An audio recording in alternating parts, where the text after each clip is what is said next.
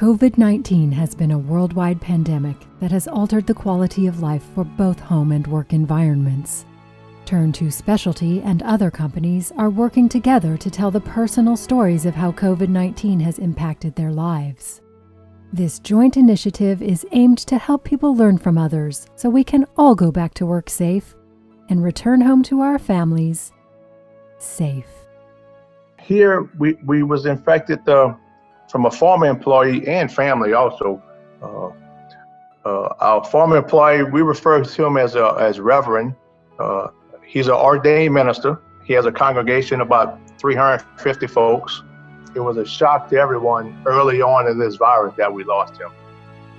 So my COVID story started back last summer when my 24-year-old son came down with COVID, and the impact it had on the family, especially his family with the 1-year-old daughter, and the things we had to do to keep things functioning, and him struggling, not being able to work, and trying to keep life going, right?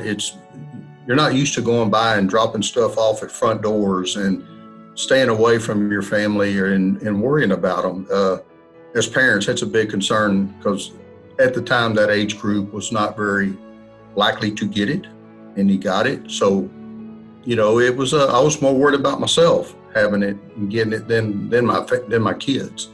Well, early on with Reverend, he was one of the first few, I would say, didn't have a lot of education at that point. That was when it first came out. But since that, the plant had put precautions and measures, taking temperatures at the gate. Everybody entered the gate each morning, had a temperature that was taken, and all the questions, have you run a fever, and so forth. So what we have done differently since was get educated on that perspective. I think one of the biggest things I'd have done differently back at the time was make sure my kids understood what this could do to them. Sometimes you feel like it won't happen to me, especially when the media and the world's not putting your age group in the at-risk part, right? And I'm at blame too. I kind of took that as they're more secure than I am. And, if I would go back and do that differently, I'd make sure to understand that my kids and my grandkids understand the importance of this and, taking the protection needed to keep your family safe. Moving forward, a big deal is family, keeping them safe. Like my dad had stage 3 lung cancer less than 2 years ago.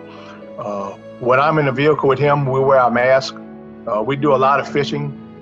So out fishing, we're out enjoying ourselves, but traveling in a vehicle, we wear our mask.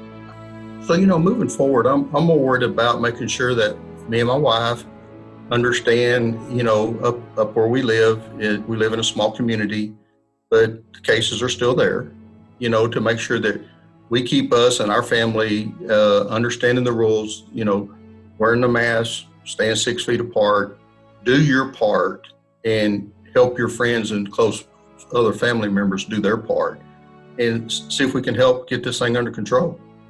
And I thought it was important enough to leave my honey camp, to pick up my boat and come here for this 15-minute session.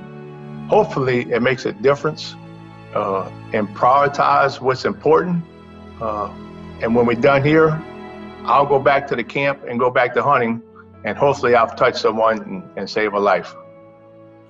The only thing I would like to say is that, it takes a whole team of people to work and home balance during this, because even at work, we have a lot of people that are still working in the plants and doing work that we need to help make sure they understand the message and keep their family and them safe, and the other family members that are in the plants. All right, we're all in it together, and we got to do our part to keep this thing moving forward and keep, it's all about economy and making a living too, right? So there's a balance we got to find to make sure it all works together.